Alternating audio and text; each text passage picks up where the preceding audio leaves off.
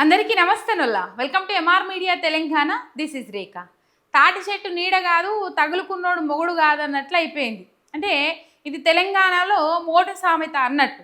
తెలంగాణ రాష్ట్ర పరిస్థితి ఎట్లయిపోయిందంటే, ముఖ్యమంత్రి కష్టపడితే చాలా మంది కావచ్చు, అంటే ఏండ్లు వంగ ముఖ్యమంత్రులు కావచ్చు. ఇప్పుడు రేవంత్ రెడ్డి పీరియడ్ ఉంది, తర్వాత ఇంకొకరి పీరియడ్ వస్తుంది, మొన్నటిదాకా కేసీఆర్ పీరియడ్ ఉండే, ఇట్లా కావచ్చు. కానీ రాష్ట్రానికి మంచి చేసే ముఖ్యమంత్రులు చాలా అరుదు. నేను అందుకే ఆ సామెత వాడిన. ఇలా తాటి చెట్టు పేరుకు చెట్టే కానీ దాని నీడనే కాదు, అసలు అది నీడ ఇయ్యదు. దేనికి పని చేస్తుంది? కళ్ళు ఇవ్వడానికి పనిచేస్తుంది, లేకపోతే కూలిపోయినాక మొద్దులు ఆవాస అది ఏమంటారు ఇండ్లకు అది పెట్టుకొని కట్టుకుంటారు. రైట్. నేను ఎందుకు మాట్లాడుతున్న ఈ అంశాలు అనేది, కొడంగల్ పోయి కూడా రేవంత్ రెడ్డి ఇజ్జత్ తీసుకున్నాడు. అన్ని ముచ్చట్లు ఈ వీడియోలో మనం మాట్లాడుకుందాము. మీరు ఒక్క సబ్స్క్రైబ్ చేయండి, మీ ఒక్క సబ్స్క్రైబ్ నాకు ఎంతో బలాన్ని ఇస్తుంది. ఇక ముచ్చట్లకు పోతే, సరి ప్రక్రియలో భాగంగా రేవంత్ రెడ్డి కొడంగల్ వేయండు. కొడంగల్లో 2 రోజులు ఉంటా అని చెప్పేసి కూడా ప్రకటించుకున్నాడు. మరి ఇక కొడంగల్ 2 అని చెప్పేసి ఆయన 2 రోజులు అక్కడనే ఉంటా అని చెప్పేసి పోయిండు. పోయిన కాడ ఏం చేయాలనోళ్ళ, ఇప్పుడు ఊరు ఇచ్చిపెట్టి చాలా మంది బతకనీకి పోతారు. బతకనీకి పోయిన కాడ వాళ్ళు ఎట్లనన్నా బతకని, ఊళ్ళకు పోయినప్పుడన్నా జర హుందాగా వ్యవహరిద్దాం, జర మంచిగా కనబడదాం. అరే పోయినాడు పోయినరా బై మంచిగా బతుకుతుండు అని ఆశపడకుండా బతుకుతుండు, బిందాసుగా బతుకుతుండు అని చెప్పేసి ఊరోళ్ళు అనుకోవాలని అన్న మంచిగా బిందాసుగా బతుకుతారు. ఊళ్ళకి పోయిన 2 రోజులైనా మంచిగా హుందాగా ఉంటారు. అరే రాష్ట్రమంతా గదే తీరు, గా సొంత గడ్డకు పోయిన కాడ కూడా గదే తీరు. రాష్ట్రమంతా తిట్టి పొడుస్తా ఉన్నారు, ఎత్తేడు దోషిల మన్ను వస్తూ ఉన్నారు, శాపనార్థాలు పెడతా ఉన్నారు. ఇదంతా తంతు నడుస్తూ ఉన్నది. రేవంత్ రెడ్డి సర్కార్ను తిట్టని మానవుడు లేడు. తిట్టనోళ్ళు చాలా మంది, తిట్టినోళ్ళు కొంతమంది దొరుకుతారు కావచ్చు, చాలా మంది తిడుతూ ఉన్నారు. మరి ఊరికి పోయిన కాడనన్నా జర నాకు సబ్జెక్టు తెలుసు, అవగాహన ఉన్నది అని అనుకోవాలన్నా ఏమీ లేదు. ఆయననట 18 గంటలు కష్టపడతా ఉన్నాడట.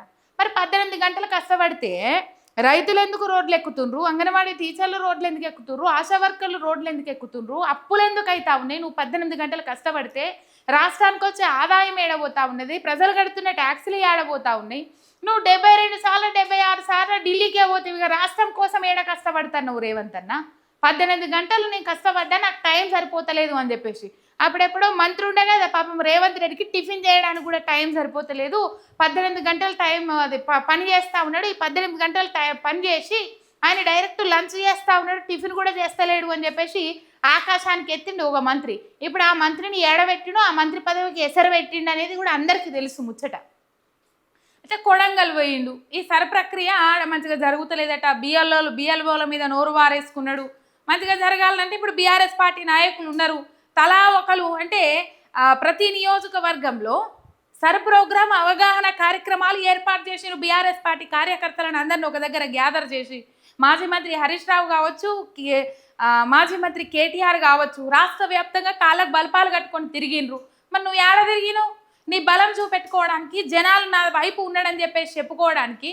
అదే టైంలో నువ్వు సభలు కూడా పెట్టినావు. సభలు ఏమిటికి పెట్టినావు? కేసీఆర్ను తిట్టడానికి, హరీష్ రావును తిట్టడానికి, కేటీఆర్ను తిట్టడానికి పెట్టినావు.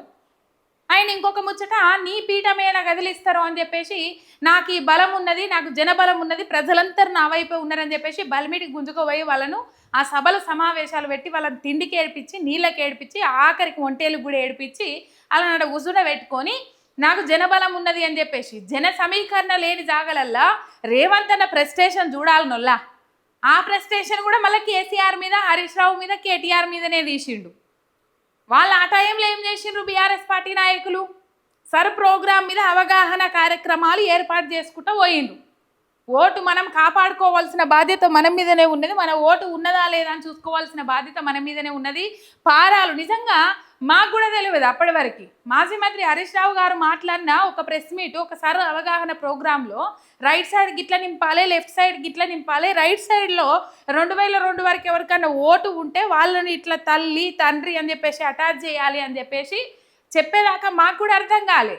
గా ప్రోగ్రామ్స్ చూసి ఎంతో కొంత అవగాహన తెచ్చుకున్నాం. మరి రేవంత్ అని ఏడబెట్టిండు ప్రోగ్రామ్స్? ఏడ ప్రోగ్రాం పెట్టింది లేదు, ఏడ కార్యకర్తలను పిలుచుకొని సమావేశాలు పెట్టింది లేదు. ఇయ్యాల పోయి తగుదునమ్మా అనుకుంటా సైలేని కూరతోని కంచం నిండా పెట్టినట్టు ఆడపోయి బిఎల్ఓల మీద ఎగురుతాడు, కార్యకర్తల మీద ఎగురుతాడు. ఆయన రియల్ ఎస్టేట్ వ్యాపారమే చేస్తున్నా నేను అని చెప్పేసి కొడంగల్ వేదికగా రేవంత్ రెడ్డి ఒప్పుకున్నాడు. ఆయన ప్రణబ్ ముఖర్జీ ప్రధానమంత్రి అయిందట ఈ దేశానికి, ఆ ప్రధానమంత్రిని సోనియా గాంధీ చేసిందట. ఇవి నేను ఉట్టిగా నోటి మాటలతో మాట్లాడుతున్న ముచ్చట్లు కాదు, రేవంత్ అన్న వీడియోలు కూడా ఉన్నాయి, ఆ వీడియోలు మీకు చూపెడతా నేను.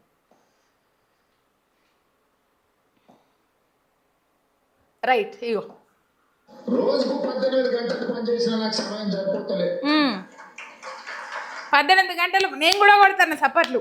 18 గంటలు పనిచేసి ఏడుకొండ పోతున్నావు సారు. 18 గంటలు పనిచేసి ఎవరిని సంతోషపెట్టినావు? ఏ సబ్బండ వర్గం అన్నా, ఏ సామాజిక వర్గం అన్నా ఇలా సంతోషంగా ఉన్నారా? నువ్వు చేస్తున్నావు కావచ్చు, వాజిబే కావచ్చు, 18 గంటలు ఎందుకు చేస్తున్నావు తెలుసా రేవంత్ అన్న పని? ఏడ నా సీటు గుంజుకుంటారో అని పని చేస్తున్నావు. ఏడ నా సీటు గుంజుకుంటారో అని చెప్పేసి ఎక్కడి నుంచి అప్పులు తేవాలా, ఎక్కడి నుంచి పైసలు మూటలు కట్టాలా, ఎక్కడి నుంచి మూటలు కట్టుకొని ఢిల్లీకి పోవాలా, సొంత విమానం వేసుకొని ఆ మూటలు అక్కడ అప్పచెప్పి రావాలా అని చెప్పేసి ఇదే ఆలోచన ఉండొచ్చు. మేబీ 18 గంటలు పని చేస్తాను, మీ ఇంట్లోకి పూరీలు చేయడానికి పని చేస్తాను. 18 గంటలు పని చేస్తాను. ఇంటి పక్కకు ఫుట్బాల్ కోర్టు రినోవేషన్ చేయించుకోవడానికి లక్షల కోట్లు ఖర్చు పెట్టి పని చేస్తాను. 18 గంటలు పని చేస్తాను. 100 కోట్లతోని కొత్త భవనం నిర్మించుకోవడానికి 18 గంటలు పని చేసినావు. రైట్, ఇదంతా కనబడతా ఉన్నది మనకు. ఇక్కడ మనం చూడొచ్చు 18 గంటలు పని చేస్తాడట ఈయన.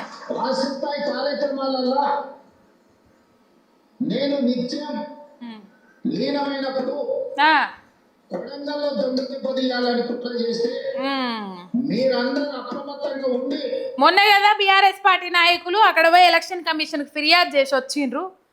36,000 దొంగ ఓట్లు ఉన్నాయట ఒక కొడంగల్ అని. కర్ణాటక బార్డర్ కదా, కర్ణాటక నుంచి వచ్చిర్రు దొంగ ఓట్లు అందరూ అని చెప్పేసి ఈయన మాట్లాడుతూ ఉన్నాడు. ఇక్కడ 36,000 దొంగ ఓట్లు ఉన్నాయట. అన్ని మళ్ళీ కాంగ్రెస్ కార్యకర్తల ఇళ్ళ మీదనే ఉన్నాయట. రేవంత్ రెడ్డికి వచ్చిన మెజారిటీ అండ్ ఈ దొంగ ఓట్లను కంపారిజన్ చేసుకుంటే దగ్గర ఉన్నది. అందుకే అనుమానం వచ్చింది ఈ దొంగ ఓట్లను ఎగిరిపోతాయి అని చెప్పేసి రేవంత్ అన్న ఫ్రస్ట్రేషన్. అందుకే బిఎల్ఓల మీద అద్దేసిండు. ఆయన మీద ఏమో చేస్తూ ఉన్నాడు.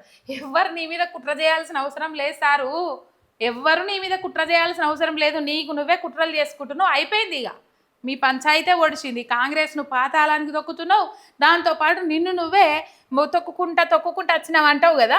ఆ రాజకీయ భవిష్యత్తు మొత్తం సమాజ్ చేసుకుంటావు నువ్వు ఈ తెలివంతనంతో.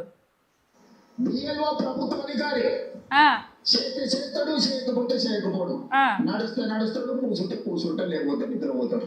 ఆయన పోయేది ఏంటి? ఆయన జీతం ఆయన ఇంటికి వస్తుంది, బ్యాంకులు వేస్తారు. ఆయన పోయి నడుచుకుంటే తెచ్చుకుంటే పని కూడా లేదు. 3వ తారీఖు వరకు కాలం గడుపుతుంది, వాళ్ళ జీతం వాళ్ళకి వస్తుంది. బిఎల్ఓకి వచ్చే నష్టం ఏం లేదు. బిఎల్ఓకు సంక్షేమం పోదు, బిఎల్ఓకు అభివృద్ధి పోదు, బిఎల్ఓకు షాది ముబారక్ కట్టు కాదు, బిఎల్ఓకు కళ్యాణ లక్ష్మి కట్టు కాదు, బిఎల్ఓకు సన్న బియ్యం కట్టు కావు. అంటే ఇండైరెక్ట్గా ఒక హెచ్చరిక జారీ చేస్తా ఉన్నాడు. బిఎల్ఓకు అవి కట్టు కావు, బిఎల్ఓకి ఇవి కట్టు కావు, ఒకవేళ మీరు నాకు ఓటు వేయకపోతే ఇవన్నీ కట్ అవుతాయి అని చెప్పేసి చెప్తా ఉన్నాడా.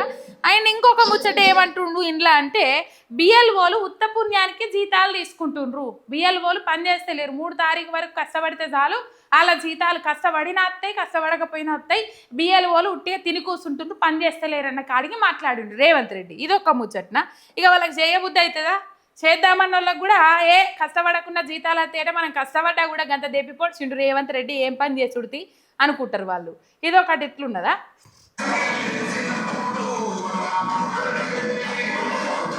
ఇదేంటంటే రాహుల్ గాంధీ, ప్రియాంక గాంధీ అది ఏమంటారు క్లైమాక్స్లో వచ్చిండ్రు వాళ్ళు. కాక్రోచ్ జనతా పార్టీ ఇది సిజేపీ బొద్దింకలన్నీ కూడా ఆడ జంతర్ మంతర్లో ధర్నా చేస్తూ ఉన్నాయి. ధర్నా ఎందుకు చేస్తూ ఉన్నారు పాపం వాళ్ళు అంటే, రీతిన లాఠీచార్జ్ చేసి పడేసిండ్రు. అసలు వాళ్ళు ముసుగులో వచ్చిండ్రు, పోలీసులే కాదని చెప్పేసి కొంతమంది మాట్లాడుతూ ఉన్నారు. పోలీసుల ఇట్లా పాపం వాళ్ళ బయటకు వచ్చేలాగా కండ్ల దూసిరు అని చెప్పేసి పెద్ద ఎత్తున ఉద్యమం నడుస్తూ ఉన్నది. జెన్జీ అంటే మామూలు కాదు. అసలు వాళ్ళ లైట్ తీసుకోవడానికి లేదు, వాళ్ళను లైట్ తీసుకోవడానికి లేదు. కాంగ్రెస్కి ఏ శాత కాదు. మరి నీట్ పరీక్షా పత్రం లీక్ అని ఇప్పుడు కొంతమంది బీజేపీకి సపోర్ట్ చేసుకుంటూ మాట్లాడుతూ ఉన్నారు. ఇలా మోడీ ప్రభుత్వాన్ని దించడానికే కుట్ర అని చెప్పేసి మాట్లాడుతూ ఉన్నారు. 22 లక్షల మంది విద్యార్థులు రాసే పరీక్షాపత్రం లీక్ అయినప్పుడు ఈ నోర్లని ఆడవైనాయో అర్థమైతలేదు. ఇలా బీజేపీ గవర్నమెంట్కి అగెనెస్ట్గా మాట్లాడితే ఇలా అది అందరు నోర్లు లేస్తూ ఉన్నాయి, బీజేపీకి సపోర్ట్ చేసేటోళ్ళ నోర్లు. 23 మంది పిల్లలు బలిమికి జీవి తీసుకుంటే ఎవరు మాట్లాడలేం. మళ్ళీ అందులో హిందూసే ఎక్కువగా ఉన్నారు పిల్లలు. ఈ కులం మతం పిచ్చి రాజకీయాలు ఎన్ని రోజులు వాడతారో అర్థమైతలేదు.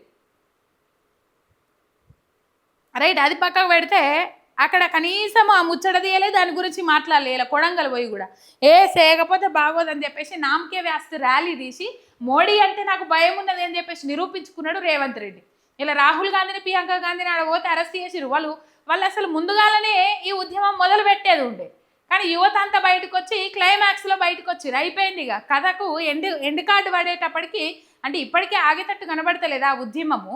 కాకపోతే ఎండ్ కార్డు పడే టైంలో వచ్చిండ్రు వీళ్ళు అక్కడికి. ఓ ఉద్యమం చేసేది తెలియదు, ఓ మోడీ మీద కొట్లాడ తెలియదు, ఇక మోడీ ఏమనుకుంటాడు అని చెప్పేసి ఇక్కడ నామకే వాస్తు ర్యాలీ తీసి రేవంత్ అన్న చేతులు దులుపుకున్నాడు. అది అట్లున్నదా? ఇంకొక ఆనుముత్యమైన ముచ్చట చూపెట్టాలి మీకు. శ్రీమతి సోనియా గాంధీ గారు ప్రధానమంత్రి రాష్ట్రపతి పదవులను త్యాగం చేసింది. ప్రణబ్ ముఖర్జీని ప్రధానమంత్రిని చేసింది. శ్రీమతి సోనియా గాంధీ గారు ప్రధానమంత్రి రాష్ట్రపతి పదవులను త్యాగం చేసింది. ప్రణబ్ ముఖర్జీని ప్రధానమంత్రిని ఏడనయ్యా ఏడా ప్రణబ్ ముఖర్జీని ప్రణబ్ ముఖర్జీ ఏడ ప్రధానమంత్రి అయిండు, మరి రేవంత్ అన్నకి ఇక్కడ అపాయింట్మెంట్ ఇచ్చిండు. నాకేదో తెరతలేదల్లా. ప్రధానమంత్రి కాలే ఆయన 2012-17 మధ్య భారత రాష్ట్రపతిగా పనిచేసిండ్రు, ప్రధానమంత్రి కాలే ఆయన. ఇంకొక ముచ్చట మీకు ఇంపార్టెంట్ ముచ్చట చెప్పాలి ఇక్కడ. ఆ టైంలో మన్మోహన్ సింగ్ పేరును ప్రతిపాదించారు సోనియా గాంధీ, అంతేగాని ప్రణబ్ ముఖర్జీ ఎక్కడా ఎప్పుడు ప్రధానమంత్రిగా పనిచేయలే దేశానికి. ఇంకొక ముచ్చట ఏంటంటే ప్రణబ్ ముఖర్జీ కుమార్తె షర్మిస్తా ముఖర్జీ రాసిన పుస్తకంలో కూడా సోనియా గాంధీ నన్ను ప్రధానమంత్రి చేయరు, మన్మోహన్ సింగ్ అవుతారు అని ప్రణబ్ ముఖర్జీ అప్పుడే చెప్పినట్లు పేర్కొన్నారు. వాళ్ళ కూతురు ప్రణబ్ ముఖర్జీ వాళ్ళ కూతురు ఒక పుస్తకం రాస్తే ఆ పుస్తకంలో వాళ్ళ నాన్న భావన ఇట్లుండే అని చెప్పేసి ఆమె కూడా రాసిండ్రు. ఇంత ఎడ్డితనం అయితే ఎట్లా రేవంత్ అన్న? ప్రణబ్ ముఖర్జీ ప్రధానమంత్రి అయిందంటాడు, రాజీవ్ గాంధీ బిడ్డ సోనియా గాంధీ అంటాడు, ఇక లేకపోతే సోనియా గాంధీ కొడుకు రాజీవ్ గాంధీ అంటాడు. ఇట్లా చెప్పుకుంటూ పోతే ఆ మాటలకు హద్దు లేదోల్లా. మరి ఎట్లా మాట్లాడతాడు ఏం కథ? మళ్ళీ గాంభీర్యం ప్రదర్శిస్తాడు దాంట్లో, అన్నిట్లలో ఇదే హైలైట్. మా మనోహర్ ఏం చేస్తుండో ఎకరాలు కొని గజాలలో బకరాలకు అమ్ముతుండేమో తెలియదు, కానీ అదొక 10 రోజులు మా మనోహర్ వాయిస్ పెట్టాల్సిందే. చూడు, రియల్ ఎస్టేట్ వ్యాపారం చేస్తున్నాము అని చెప్పేసి కొడంగల్ వేదికగా ఒప్పుకున్నాడు రేవంత్ రెడ్డి.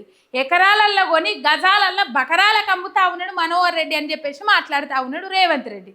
అంటే రియల్ ఎస్టేట్ దందా కోసమే మేము అధికారంలోకి వచ్చినాము అని చెప్పేసి సొంత గడ్డ కొడంగల్ వేదికగా రేవంత్ రెడ్డి ఒప్పుకున్నాడు. ఇక అంతే, ఇంతకు మించి ఫైనల్గా ముచ్చట చెప్పాల్సిన అవసరం లేదు. అయిపోయింది మన పని అన్నట్లుగానే అంటే భయపడుతున్నాడు. ఆ సర ప్రక్రియలో భాగంగా ఆయన భయపడతా ఉన్నాడు. ఎందుకు భయపడతా ఉన్నాడు అంటే ఈ సర ప్రక్రియ విజయవంతంగా కొనసాగుతాయి. ఒకవేళ నిజంగానే కర్ణాటకలో ఓటు హక్కు ఉండి ఇక్కడ కూడా ఓటు హక్కు ఉంటే తీసేస్తుందా లేదా సర్ ప్రక్రియ అనేది తెలియదు, కానీ ఒకవేళ తీసేస్తే ఈ దొంగ ఓట్లు తొలగిస్తే మాత్రము దెబ్బ పడుతుంది. కొడంగల్లో డిపాజిట్ కూడా రాదు రేవంత్ రెడ్డికి అని చెప్పి చాలా మంది మాట్లాడుతూ ఉన్నారు. ఇప్పటికే ఆయన పాలన చూసి కొడంగల్లో కూడా సీటు ఓడిపోతాడు, ఎందుకంటే ఆ పొద్దు ఓడిపోయిండు కదా. ఆడికేలు వచ్చి రాజకీయ సన్యాసం తీసుకుంటా అని మల్కాజిగిరిలో ఎంపీగా నిలబడి ఆడికేలు గెలిచిండు. కానీ ఈ తాప మాత్రం ఈయన పాలన చూస్తున్న వాళ్ళందరూ కర్రు కాల్చి వాత పెట్టుడు ఖాయమని చెప్పేసి మాట్లాడుకుంటా ఉన్నారు. కొడంగల్ వేదికగా రేవంత్ అన్న ఇజ్జత్ మొత్తం తీసేసుకున్నాడు. ఇది కథ. ఒక సబ్స్క్రైబ్ చేసుకొని సపోర్ట్ చేయండి. మీ ఎంఆర్ మీడియా తెలంగాణ. శనార్థ్.